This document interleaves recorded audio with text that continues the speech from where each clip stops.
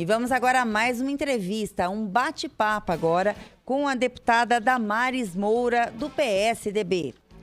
Bom dia, deputada. Seja bem-vinda ao Jornal da Rede Alesp.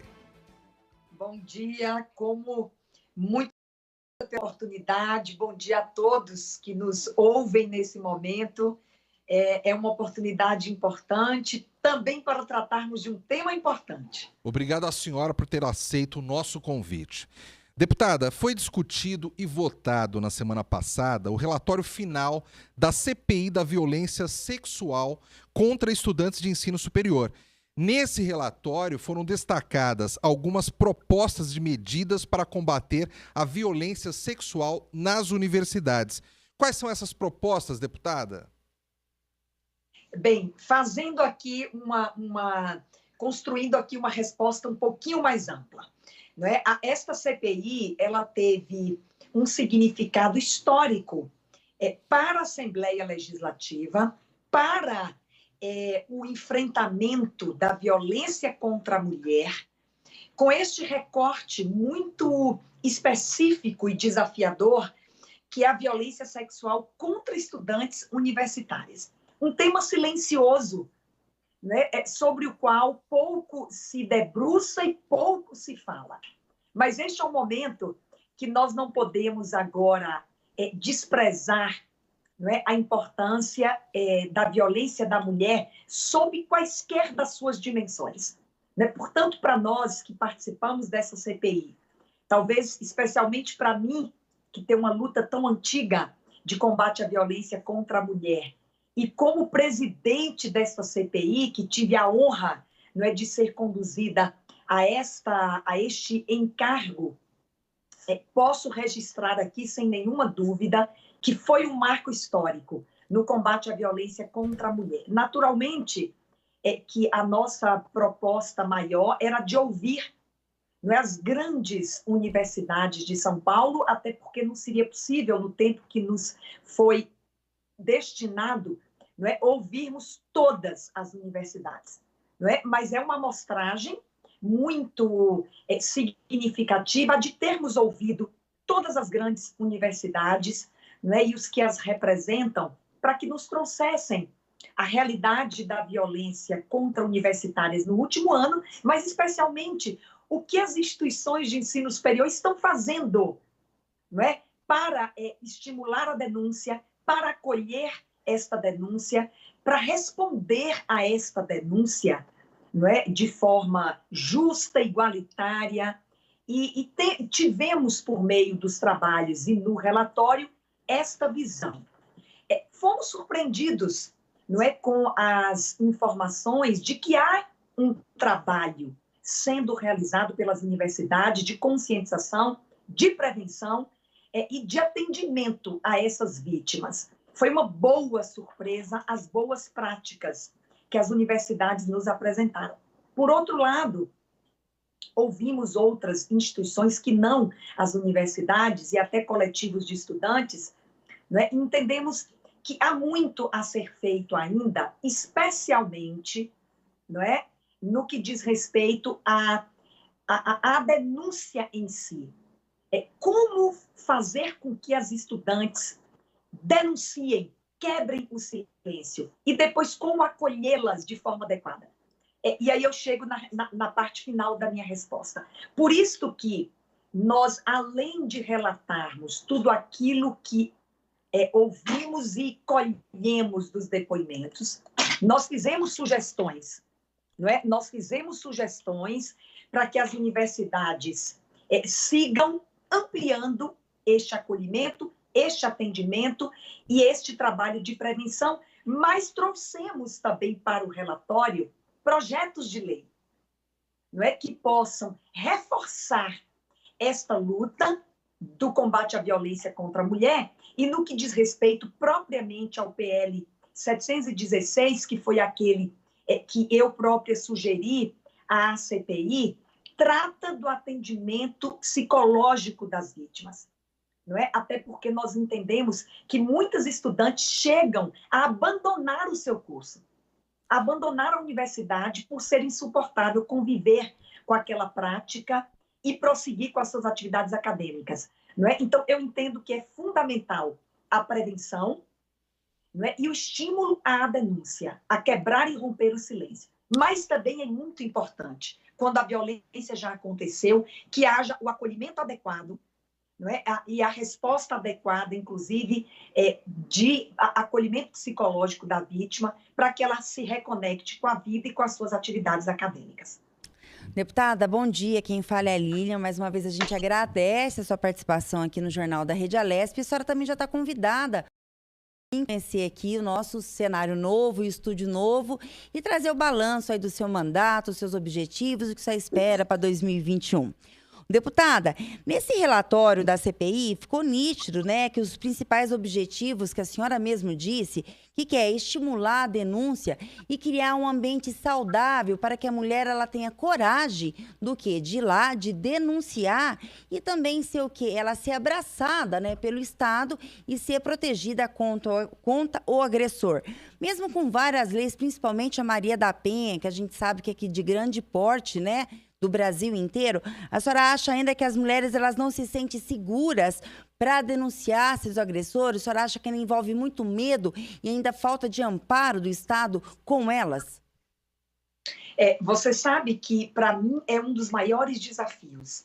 É criar ambientes de segurança para que a denúncia seja feita. Quando eu falo criar ambiente de segurança, eu estou me referindo, não é, a tudo aquilo que envolve esta disposição da mulher de denunciar. A começar, vamos aqui tratar de um assunto que é muito sensível, não é? A começar pelo ambiente policial.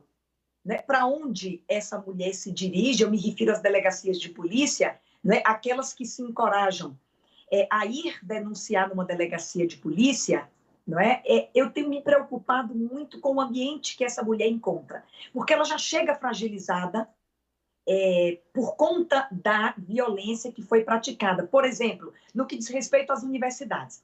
As universidades, elas acolhem. Nós constatamos que todas elas têm mecanismos, né, para receber esta denúncia. Acontece que há interferências ou intervenções que a universidade não pode fazer, né, e que compete às autoridades competentes, especialmente a autoridade policial. Né? E essas mulheres, em algum momento, poderão necessitar se dirigir a uma delegacia de polícia. E muitas não prosseguem, não é, nesta denúncia, exatamente porque aquele ambiente não é um ambiente de segurança para quem já vem de um contexto de fragilização da violência. Não é? E muitas entendem que vão ser revitimizadas numa delegacia de polícia comum. Eu não me refiro às delegacias especializadas de mulheres, mas que não conseguem, não é, atender toda a dimensão do problema e da geografia, não é? E muitas só acessam uma delegacia comum e deixam de fazer porque não consideram que é um ambiente de segurança e muitas temem ser revitimizadas. Eu até tenho um projeto de lei, não esse que eu agreguei ao relatório da CPI, mas que já está tramitando na casa, que trata exatamente disso. Né? É que as delegacias de polícia, elas destinem, não estamos propondo grandes estruturas, né? Mas é uma triagem, é um atendimento e um acolhimento inicial antes de proceder, não é, às medidas policiais ou o registro do boletim de ocorrência, que essa mulher seja ouvida de forma diferenciada, não é, por meio de um acolhimento psicológico naquele momento da violência e no momento da denúncia. Isso, a meu ver, é um caminho importante para estimular a denúncia, criar esses ambientes de segurança para que a mulher efetivamente seja encorajada a denunciar. Deputada, a senhora citou aí no começo da nossa entrevista, dizendo que ouviu várias instituições de ensino, várias universidades. Quando foram ouvidas essas universidades, o que veio por parte dos reitores, dos diretores, dos presidentes, era o que vocês esperavam ouvir? Vocês acham que o assunto ele ainda tem que ser um pouco mais elaborado, levado não seria levado a sério a palavra, mas é preciso que as universidades tenham, de repente, uma padronização no atendimento a essas jovens que passam por algum tipo de abuso dentro das suas dependências? Olha, eu vou aqui ser bastante fiel ao que nós constatamos.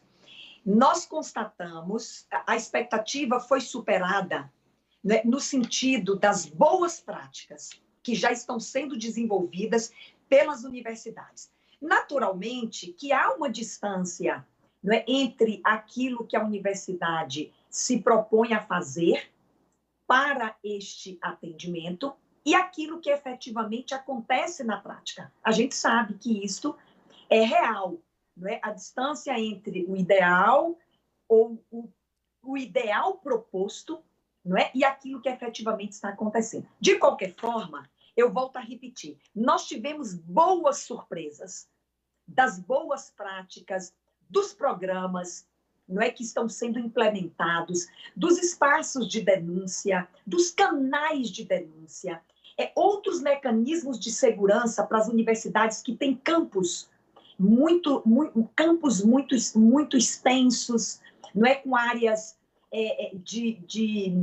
áreas mais isoladas por onde transitam as alunas, não é? E sistemas de segurança que estão sendo incrementados, que estão sendo modernizados para que seja feito esse acompanhamento, não é? Portanto, nós consideramos boas as práticas. Talvez a nossa preocupação se concentre mais exatamente na forma como isto é comunicado às alunas, não é? Talvez nós tenhamos sentido falta deste diálogo mais permanente da universidade para que as alunas entendam que ali há um canal de denúncia, que ali há um programa especial para ouvi-las, para atendê-las e para encaminhá-las. Mas, de qualquer forma, as boas práticas elas estão sendo implantadas e me parece que há uma progressividade, não é, na implementação dessas boas práticas. Mas só acrescentando aqui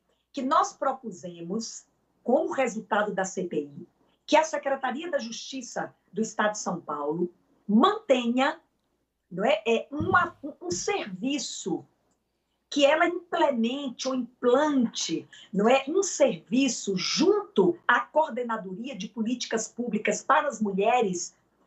Essa coordenadoria é parte da Secretaria da Justiça, agora para este diálogo com as universidades, não é? Para este trabalho permanente junto às universidades, de vigilância e, naturalmente, de ampliação daquilo que as universidades podem aperfeiçoar, não é? Neste acolhimento, nesta prevenção e neste estímulo a que as universitárias quebrem o silêncio. Então, a Secretaria da Justiça, nós estamos propondo uma parceria dela, por meio da Coordenadoria da Mulher, com as universidades. Deputada, a senhora falou do projeto de lei também, que é paralelo a esse da CPI, que a senhora mesmo criou. Eu queria que a senhora falasse um pouquinho do projeto de lei do 716/2020, né, que assegura atendimento assistencial, psicológico e de saúde a ser fornecido às instituições de ensino. Como é que está o andamento hoje na casa desse projeto?